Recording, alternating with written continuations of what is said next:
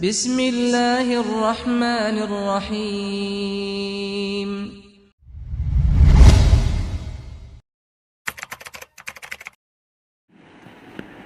Bismillahirrahmanirrahim.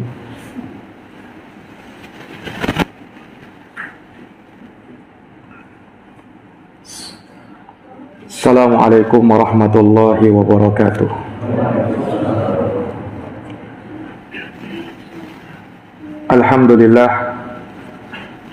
Alhamdulillahi rabbil alamin. Wabihi nasta'inu ala umuri dunya waddin. Asyhadu an la ilaha illallah wahdahu la syarikalah, ilahul awwalina wal akhirin. Wa asyhadu anna Muhammadan abduhu wa rasuluhu shadiqul amin, sallallahu alaihi wa ala alihi wa sahbihi wa man tabi'ahum bi ihsanin ila yaumiddin wa sallama tasliman katsira. Subhanaka la ilma lana illa ma 'allamtana innaka antal alimul hakim. Allahumma 'allimna ma yanfa'una wanfa'na bima 'allamtana wa zidna ilman ya karim. Rabbi shrah li sadri wa yassir li amri wahlul 'uqdatan min lisani yafqahu qawli, amma ba'd. Ma'asyiral muslimin wal muslimat, hadirin wal hadirat, Bapak Ibu jamaah salat maghrib yang dimuliakan oleh Allah. Alhamdulillahi bi ni'matihi tatimmus shalihat. Segala puji hanya bagi Allah yang dengan nikmat-nikmatnya tertunai segala amal-amal kebajikan. Salawat dan salam semoga terhatur limpahkan kepada junjungan kita, Nabi Agung, Nabi yang mulia, Rasulullah Muhammad bin Abdullah sallallahu alaihi wasallam, kepada keluarga, para sahabat, dan mereka yang senantiasa meniti jalannya sampai hari kiamat. Kaum muslimin dan muslimat, Bapak Ibu, saudara-saudari yang kami muliakan, melanjutkan pembahasan kita dari tafsir surat At-Tariq, di mana kita telah membaca sampai pada ayat yang ke-9, yaitu firman Allah Subhanahu wa taala, yauma tublas sarair. Hari tatkala dinampakkan semua rahasia-rahasia. Hari itu adalah hari kiamat. Di hari kiamat tidak ada yang tersembunyi bagi Allah. Semua yang rahasia, semua yang dahulu tersembunyi, semua yang dulu tak nampak, dibongkar oleh Allah, ditampakkan oleh Allah Subhanahu wa ta'ala. Telah kita jelaskan bahwa as-sarair yang dimaksud di dalam ayat ini, sarair, rahasia-rahasia dari kebaikan atau rahasia-rahasia keburukan. Rahasia-rahasia kebaikan yaitu amalan-amalan yang dirahasiakan, amalan-amalan yang dilakukan sembunyi-sembunyi, amal soleh, ibadah yang dia tidak tampakkan kepada manusia. Yang tahu hanya Allah Subhanahu wa ta'ala, kemudian dirinya sendiri. Dia menjaga keikhlasannya. Dia tidak mau pamer, dia tidak mau riya, dia tidak mau dibilang, dia tidak mau dipuji, tetapi ikhlas karena Allah Subhanahu wa ta'ala. Ini rahasia-rahasia kebaikan. Telah kita jelaskan di pertemuan sebelumnya. Adapun rahasia jenis yang kedua, yaitu as-sarair as-sayyi'ah, rahasia-rahasia keburukan. Apa itu? Rahasia keburukan berupa dosa-dosa yang dia sembunyikan, yang tak ada yang tahu kecuali hanya Allah Subhanahu wa ta'ala, kemudian dia sendiri yang melakukannya. Karena dia lakukan sembunyi-sembunyi. Nah, itulah dosa-dosa yang tersembunyi di dalam hati, lawan dari keikhlasan berupa riya, lawan dari keikhlasan berupa sum'ah, beramal karena menginginkan dunia. Inilah yang dikhawatirkan oleh Nabi kita Muhammad sallallahu alaihi wasallam kepada para sahabat. Rasulullah pernah menyatakan, "Inna akhwafa ma akhafu alaikum asyirkul asghar," yakni riya. Sesungguhnya yang paling aku takutkan menimpa kalian adalah syirik kecil, kata Nabi. Apa itu? Riya. Beramal karena ingin dilihat oleh orang. Ini dikhawatirkan oleh Nabi, bahkan melebihi kekhawatiran Nabi SAW terhadap fitnah Dajjal. Karena kalau fitnah Dajjal sangat nampak, jelas, terang, semua orang tahu itu Dajjal, itu pendusta. Di dahinya tertulis kaf, fa, ra, kafir. Terang, jelas, tidak ada yang tersembunyi terhadap fitnah Dajjal itu. Tapi kalau riya, betul-betul tersembunyi dia, tak nampak dia. Boleh jadi orang di awalnya ikhlas, tapi di tengah perjalanan, saat dia beribadah, di tengah-tengah dia ibadah, muncul riya itu, tersembunyi dia. Maka ini yang dikhawatirkan oleh Nabi kepada sahabat. Perhatikan jamaah, yang dikhawatirkan oleh Nabi kepada sahabat. Sahabat itu siapa? Di antaranya siapa? Abu Bakar, Umar, Utsman, Ali bin Abi Thalib ridwanullah alaihim ajma'in. Artinya orang-orang hebat mereka ini. Tapi Nabi masih khawatirkan kalau itu menimpa para sahabat. Kalau Nabi saja mengkhawatirkan pada sahabat yang maka bagaimana dengan kita? Tentunya kita lebih mengkhawatirkan lagi. Karena tentu keimanan kita di bawah keimanan sahabat. Ini jamaah yang dirahmati dan dimuliakan oleh Allah Subhanahu wa taala. Maka hati-hati terhadap dosa ini. Jangan sampai kita terjerumus ke dalamnya dalam keadaan kita tidak sadar. Makanya di antara doa yang diajarkan oleh Nabi, doa berlindung dari kesyirikan. Allahumma inni a'udzubika an usyrika bika wa ana a'lam wa a'udzubika bima la a'lam. Ya Allah, aku berlindung kepadamu dari kesyirikan, dan aku tahu itu kesyirikan. Dan aku memohon perlindungan kepadamu ya Allah dari kesyirikan yang aku tak tahu. Aku tak sadar kalau aku jatuh dalam kesyirikan. Seperti halnya riya. Ini doa yang diajarkan oleh Nabi sallallahu alaihi wasallam agar kita selamat dari yang namanya penyakit riya ini. Itu dosa hati. Dosa yang tersembunyi, yang tak nampak dia.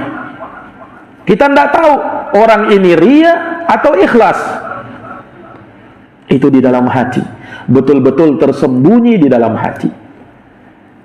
Inilah sarair as-sayyi'ah, rahasia-rahasia yang buruk yang tersimpan di dalam dada-dada manusia. Tak ada yang tahu kecuali Allah, kemudian dirinya sendiri. Kemudian apa lagi? Di antara dosa-dosa rahasia yang tersembunyi, di antaranya hasad, jamaah sekalian. Hasad, iri dengki kepada saudaranya. Melihat saudaranya berada di atas nikmat, tidak senang dia, benci dia, tidak suka dia ketika saudaranya itu dapat nikmat. Dia ingin hilang, dia ingin musnah itu, dia tidak suka. Inilah hasad, jamaah sekalian. Ini pun dosa yang tersembunyi di dalam hati. Menggerutu hatinya, marah dia ketika melihat tetangganya mendapatkan sesuatu yang baru. Ini hasad. Nah, dosa inilah yang telah menggugurkan iblis laknatullah alaih dari ketakwaannya kepada Allah Subhanahu wa ta'ala. Dulu iblis makhluk yang bertakwa. Apa yang menyebabkan iblis ini gugur dari ketakwaannya? Tidak lain dan tidak bukan karena dosa ini, dosa hasad. Karena dia memandang bahwa Adam telah diistimewakan oleh Allah. Adam dilebihkan oleh Allah Subhanahu wa taala dalam 3 perkara, yang itu tak dimiliki oleh malaikat, demikian pula iblis. Apa itu? Yang pertama, Adam diciptakan oleh Allah Subhanahu wa taala dengan kedua tangannya sendiri. Allah ciptakan Adam. Ini kemuliaan untuk Nabi Adam. Yang kedua, Allah ajarkan kepada Adam ilmu yang sampai malaikat tak tahu ilmu itu. Ini keistimewaan yang kedua, tak dimiliki oleh malaikat, tak dimiliki oleh iblis. Muncul hasad dalam diri iblis. Keistimewaan yang ketiga, nah inilah yang tak bisa bersama sekali diterima oleh iblis. Apa itu? Allah perintahkan kepada Adam, Allah perintahkan kepada malaikat, kepada iblis untuk sujud kepada Adam. Ini yang tak bisa diterima oleh iblis. Apa kata iblis? Ana khairun min, aku ya Allah lebih baik daripada Adam. Khalaqatani min nar wa khalaqatahu min tin. Ini kalimat hasadnya iblis. Ketika menyatakan saya lebih baik daripada dia. Hati-hati dengan kalimat ini, Pak.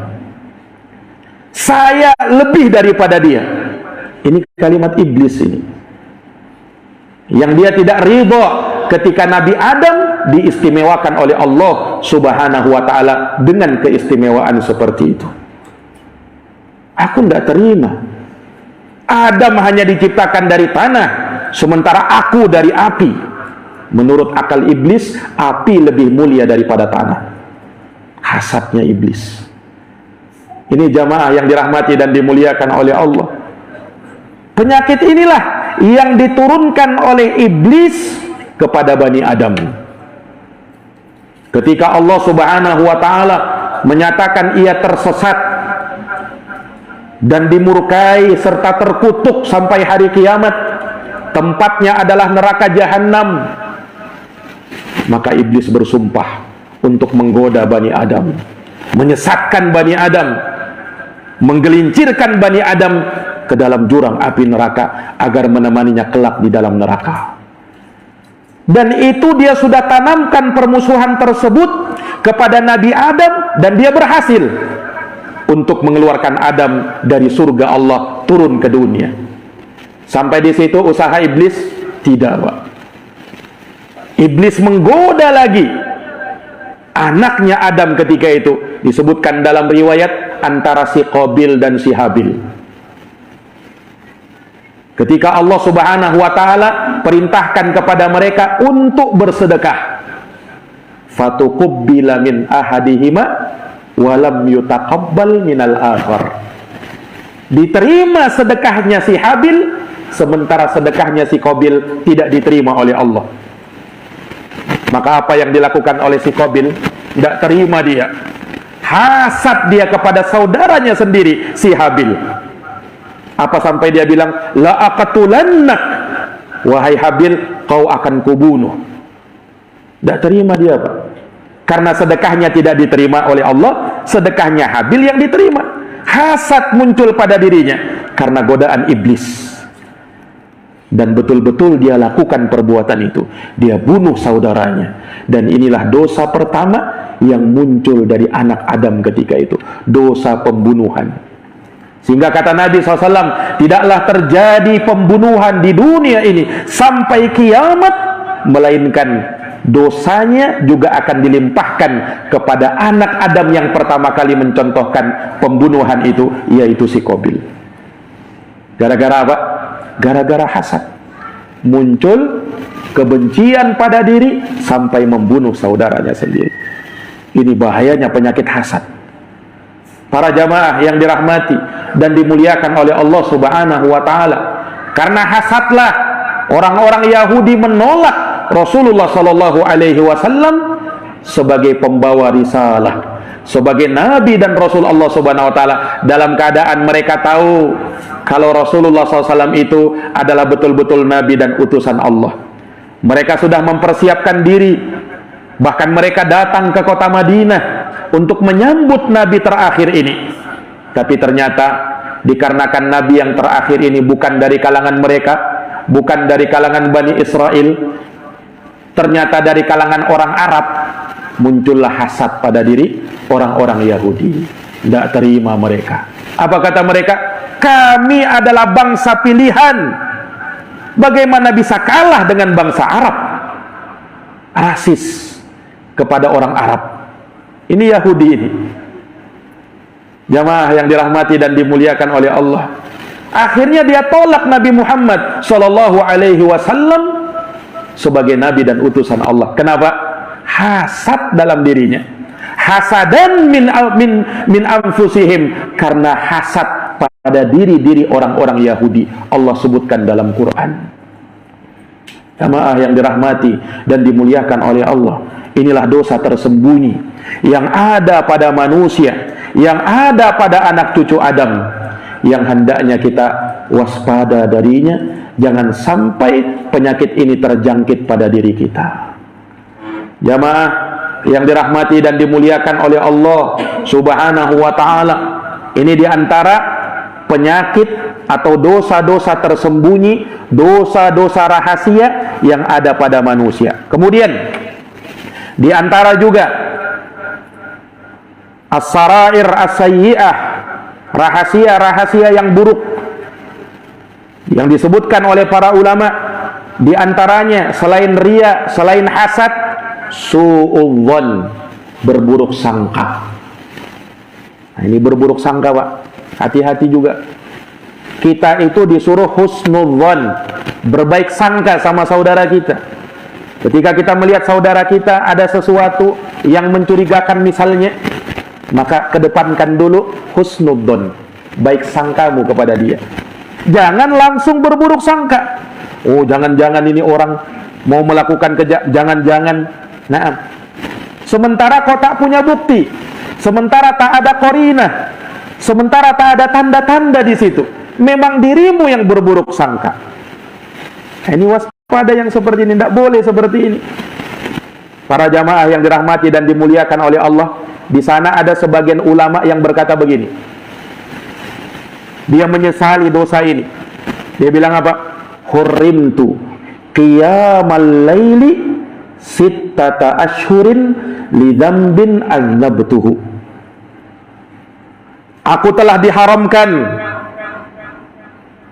yakni aku telah terhalangi dari melakukan qiyamul lail, salat tahajud selama 6 bulan, kata beliau. Kenapa? Karena satu dosa yang aku kerjakan. Apa dosanya itu? Maka dia bercerita, yaitu dakhaltul masjid. Pernah suatu hari aku masuk masjid, lalu aku melihat ada seseorang yang berdoa, mengangkat tangannya, menadahkan tangannya ke hadapan Allah Subhanahu wa ta'ala dalam keadaan khusyuk hatinya.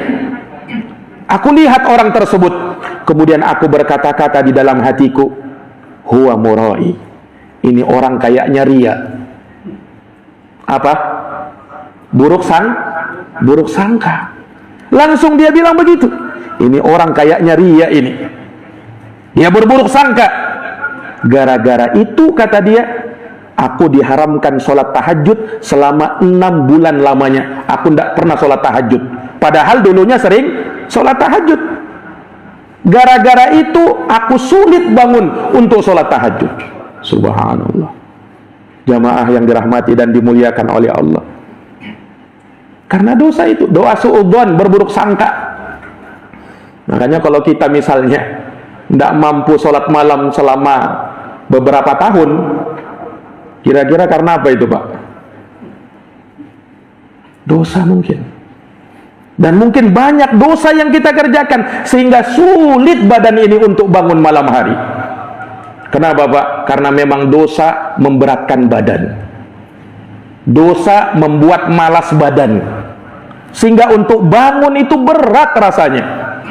Tapi kalau hatinya betul-betul dibeningkan oleh Allah, mudahlah badannya untuk bangun. Ini jamaah sekalian. Makanya dosa itu punya pengaruh. Pengaruhnya apa? Kita menjadi malas beribadah. Kita menjadi berat untuk beribadah. Padahal ringan dia. Subhanallah. Untuk hal yang lain, bergadang untuk yang lain, ringan terasa badan ini. Tapi kalau untuk sholat, kenapa ya? Berat rasanya. Itulah pengaruh dosa. Para jamaah yang dirahmati oleh Allah. Nah, ini alim ulama ini menyinggung dirinya. Bukan dia singgung orang lain, bukan. Dia merasakan pengaruh dari dosa itu. Padahal baru satu, suudonnya itu dia. Sudah tidak bisa bangun selama 6 bulan. Lamanya sehingga dia tidak bisa qiyamul lail. Ini para jamaah yang dirahmati dan dimuliakan oleh Allah. Dosa berburuk sangka kepada orang lain. Nah, sekali lagi kita diperintahkan untuk berbaik sangka. Jangan sampai hati kita kemudian suudzon kepada orang lain. Jangan sampai hati kita kemudian berburuk sangka kepada orang lain. Para jamaah yang dirahmati dan dimuliakan oleh Allah Subhanahu wa taala. Maka apa yang disebutkan di sini, apa yang disebutkan oleh Allah Subhanahu wa taala dalam ayat yang mulia ini memberikan kepada kita perkara yang harus kita perhatikan terhadap apa yang ada di dalam hati kita. Kenapa? Itulah yang tersembunyi kan. Yauma tublas sarair, hari tatkala dinampakkan semua rahasia. Rahasia di mana? Rahasia di dalam hati. Entah rahasia kebaikan, demikian pula rahasia keburukan ditampakkan oleh Allah pada hari itu. Makanya jamaah sekalian yang dirahmati oleh Allah, seorang mukmin yang sejati, seorang mukmin yang apa yang dia tampakkan dengan apa yang dia sembunyikan sama, kebaikan. Itulah mukmin yang sejati.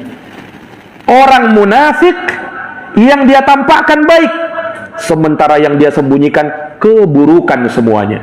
Itu munafik. Munafik itu kan pura-pura baik, zahirnya baik, sementara dia sembunyikan keburukan-keburukan. Na'udzubillahi min dzalik. Ini para jamaah yang dirahmati dan dimuliakan oleh Allah. Seorang mukmin dia akan tetap beribadah meskipun ada orang yang menyaksikannya ataukah tak ada orang yang menyaksikannya. Sama saja bagi dirinya. Kenapa? Karena dia beribadah bukan karena orang, tapi karena Allah Subhanahu wa ta'ala Rabbul Alamin. Ini para jamaah yang dirahmati dan dimuliakan oleh Allah. Dari sini betapa pentingnya kita menjaga hati. Inna fil jasadi mudghatan, sesungguhnya di dalam jasad manusia ada segumpal daging. Idza salahat salahal jasadu kulluh, kalau dia baik, baik pula seluruh badan. Wa idza fasadat fasadal jasadu kulluh, kalau dia buruk, buruk pula seluruh badan. Ala wahyal qalbu, ketahuilah itulah hati, itulah kalbunya manusia.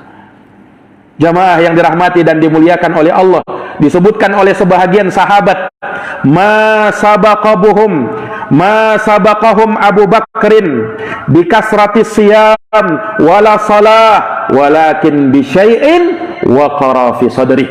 Kami itu, kata sahabat, tidak kalah dengan Abu Bakar akan sholatnya, akan puasanya, akan sedekahnya. Kami tidak kalah dengan Abu Bakar sebenarnya, tetapi kami itu dikalahkan oleh Abu Bakar. Kenapa? Imannya Abu Bakar yang luar biasa. Apa yang ada di dalam hatinya? Kalau sholatnya, kami juga sholat. Kalau qiyamul lailnya, kami juga qiyamul lail. Kalau puasanya, kami juga puasa. Kami tidak kalah.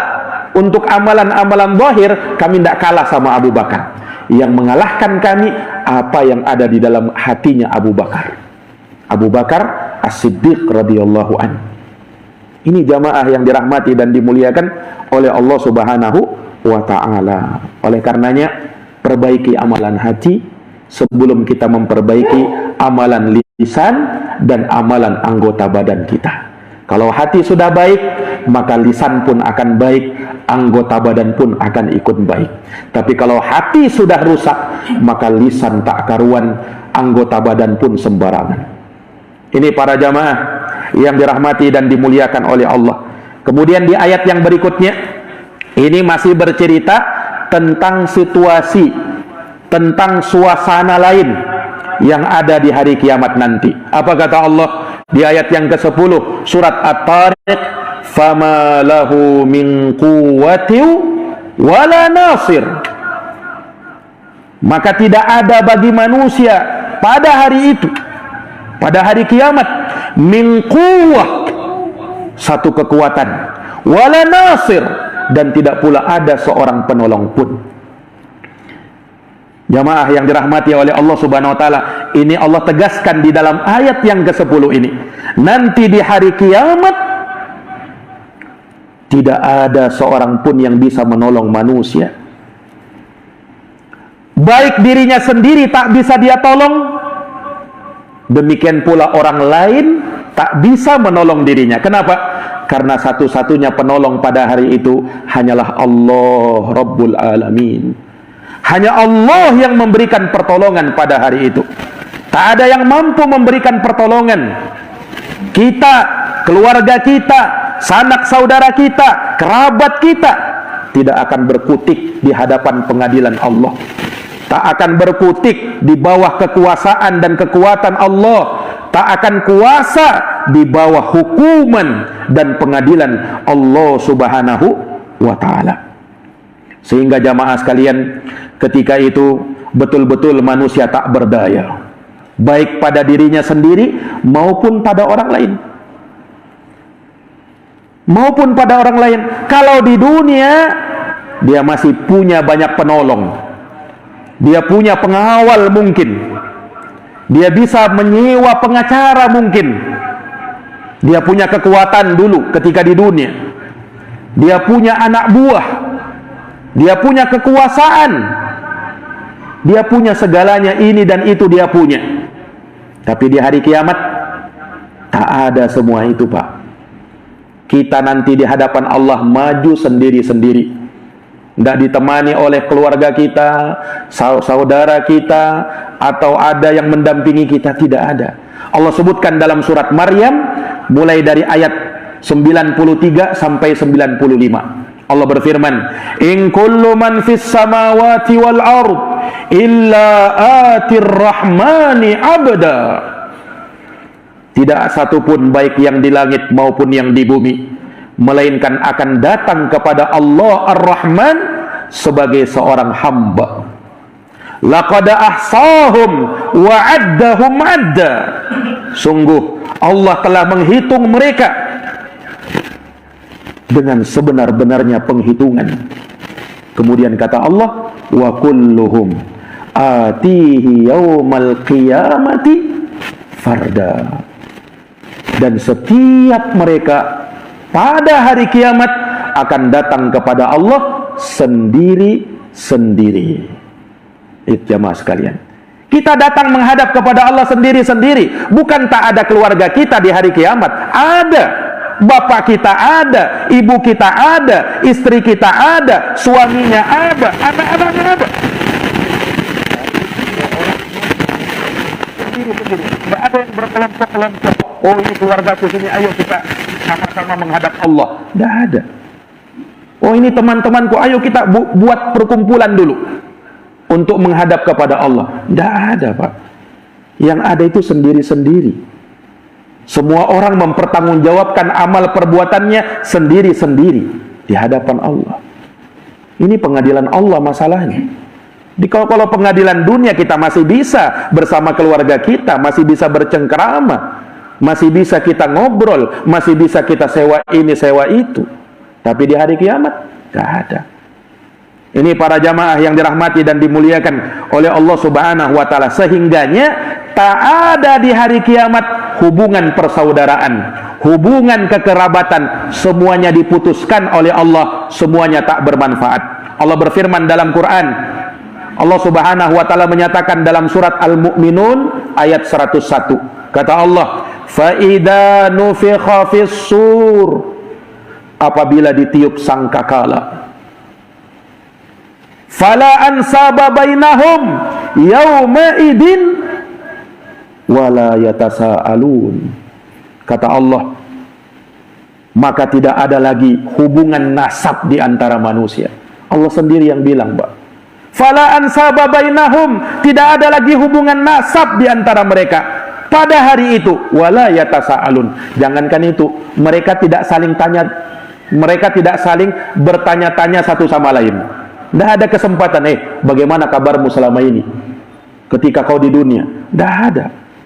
Itu nanti pas di surga orang bisa bercakap-cakap seperti itu. Tetapi di hari yang menegangkan itu, tidak bisa orang mau bertanya.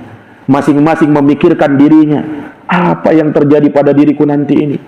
Bagaimana nasibku nanti ini? Itu yang dipikirkan manusia.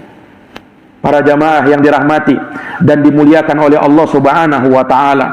Nah, maka ketika Allah Subhanahu wa ta'ala mengumpulkan manusia ketika itu, di hari tersebut, di padang mahsyar, Allah Subhanahu wa ta'ala tidak menjadikan kekeluargaan, kekerabatan di antara manusia menjadi bermanfaat. Tidak. Berlepas diri. Bahkan tidak sekedar itu, lari dari keluarganya sendiri. Sering kita baca ayatnya mungkin. Allah berfirman di surat Abasa, yauma yafirrul mar'u min akhi wa ummihi wa abi wa sahibatihi wa bani likulli imri'in minhum yauma idin sya'nu yughni. Kata Allah Subhanahu wa ta'ala, yauma yafirrul mar'u min akhi, hari tatkala seseorang lari dari saudaranya sendiri, saudara kandungnya sendiri lari darinya, adiknya lari dari kakaknya, kakaknya lari dari adiknya. Kemudian kata Allah apa? Wa ummihi wa abi, bahkan lari dari ibu dan bapak kandungnya sendiri. Wa sahibatihi wa bani, bahkan orang yang dia cintai, istri dan anak-anaknya pun dia akan lari darinya. Disebutkan dalam Al-Quran itu yafir, farra yafirru, artinya lari, Pak. Berarti bukan sekedar menghindar, bukan sekedar balik badan kemudian jalan, bukan, lari. Kenapa lari, Pak? Dia tidak mau amal solehnya diambil sama istrinya, sama anaknya, sama ibunya, sama bapaknya, sama saudaranya. Dia tidak rela, sehingga lari ketika itu.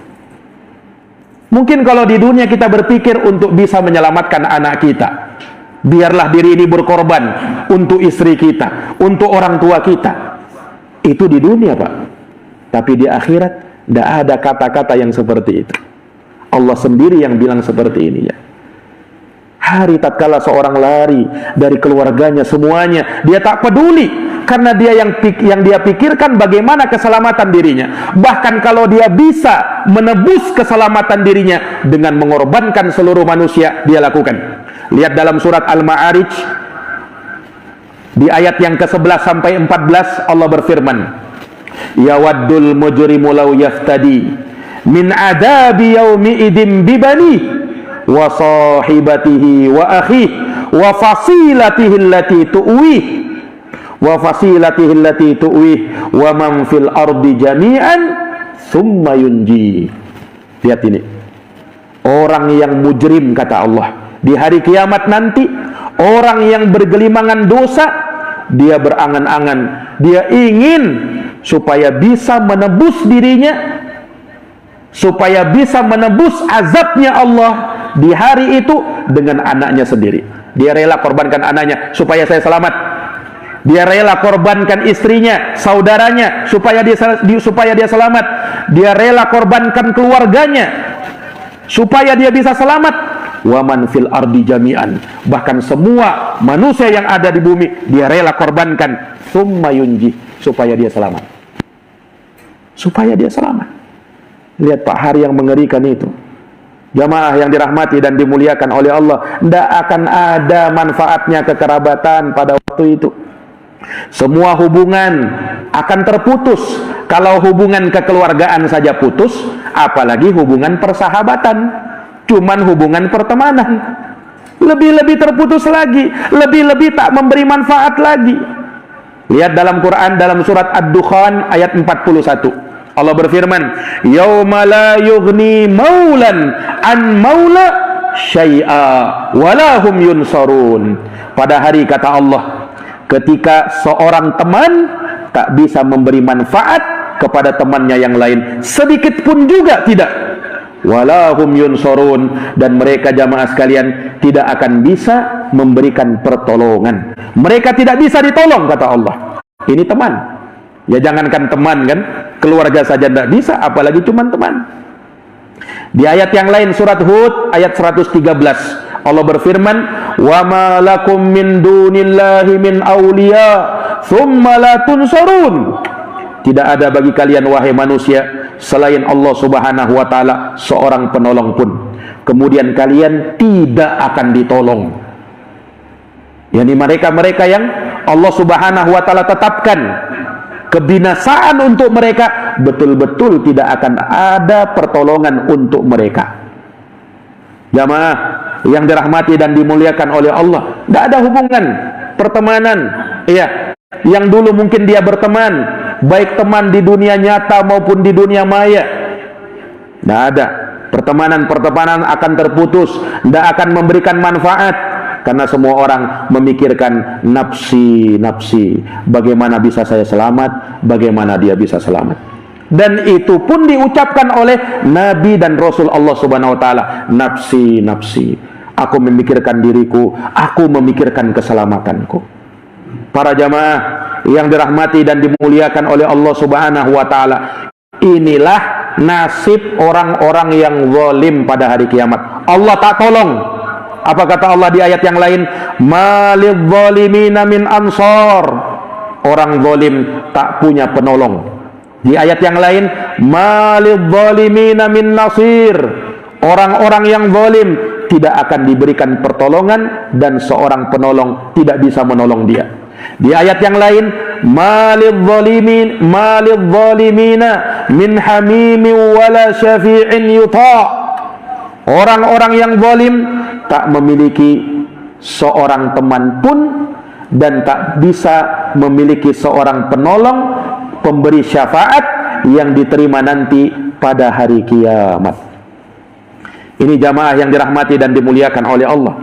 Seorang tak bisa menolong orang lain, sehingga dia tidak bisa saling tolong menolong di sana. Kalau di dunia kita masih bisa tolong menolong dalam kebaikan atau tolong menolong dalam keburukan. Wa ta'awanu 'alal birri wat taqwa, kata Allah. Tolong menolonglah dalam kebaikan dan ketakwaan. Tapi jangan tolong menolong dalam dosa dan permusuhan. Di dunia orang masih bisa tolong menolong, tapi di akhirat tidak ada tolong menolong.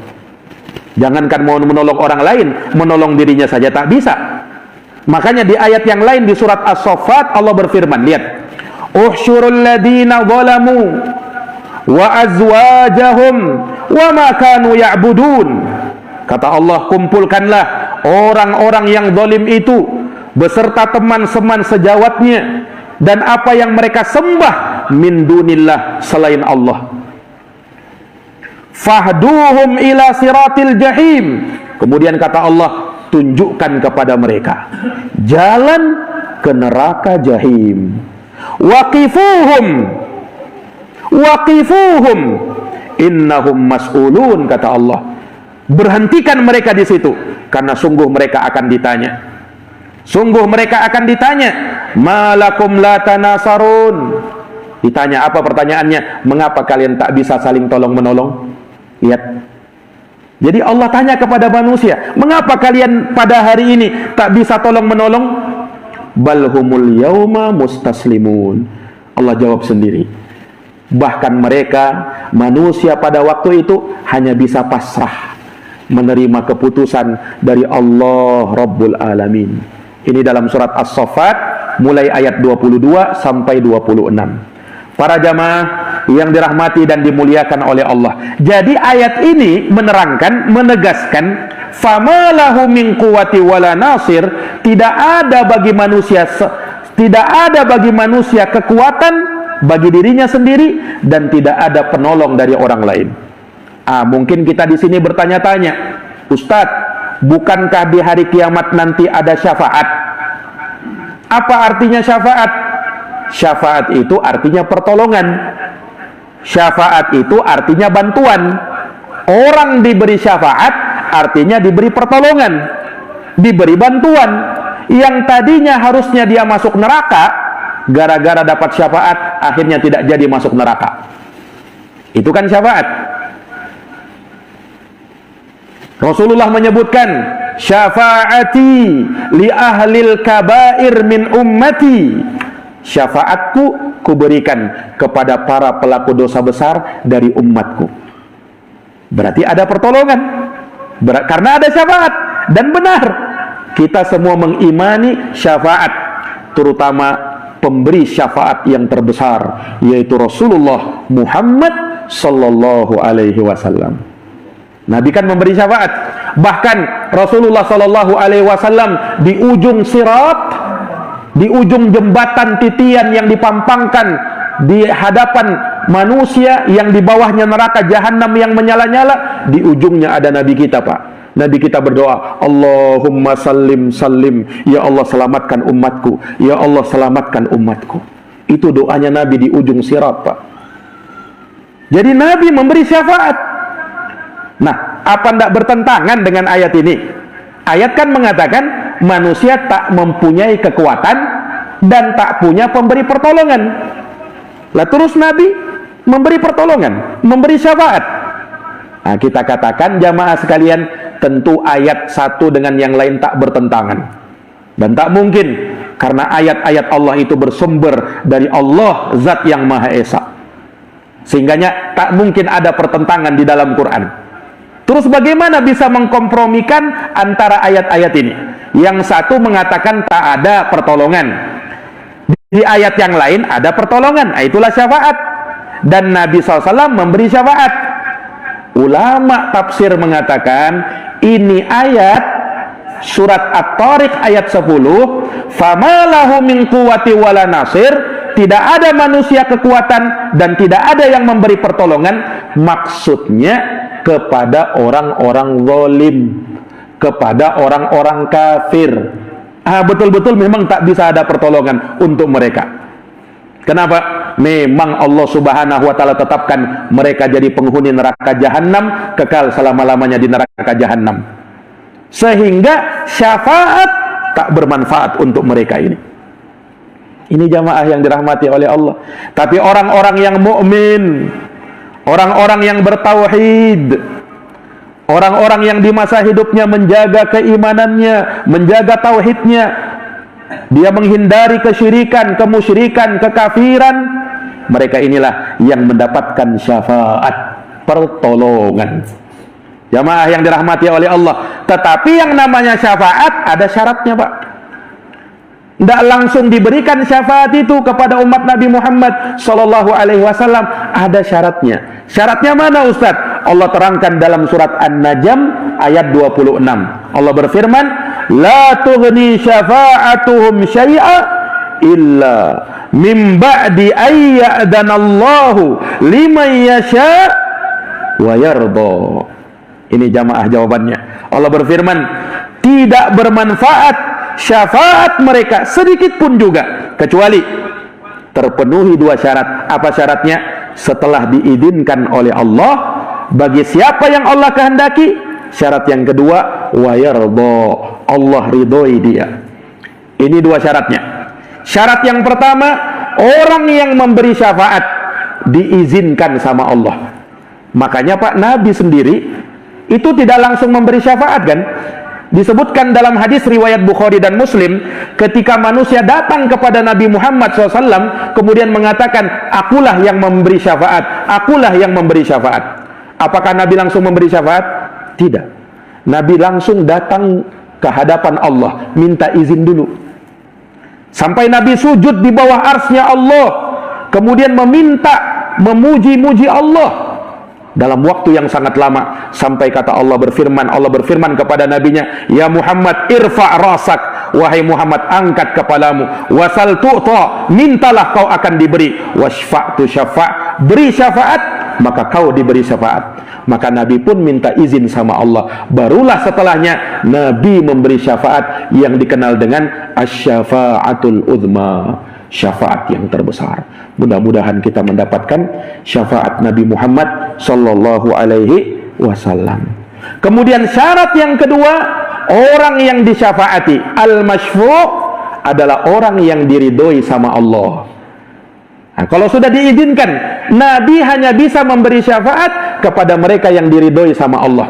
Sementara Allah tidak ridho kepada kesyirikan, kepada kekufuran. Berarti orang musyrik dan orang kafir tidak dapat syafaat dari Nabi. Yang dapat syafaat hanya orang-orang beriman, hanya orang-orang yang bertauhid. Ini jamaah yang dirahmati dan dimuliakan oleh Allah. Makanya Rasulullah menegaskan, as'adun nasi bi syafaati yaumal qiyamah. Orang yang paling berbahagia dengan syafaatku nanti pada hari kiamat, siapa dia? Man qala la ilaha illallah khalisan min qibali nafsih.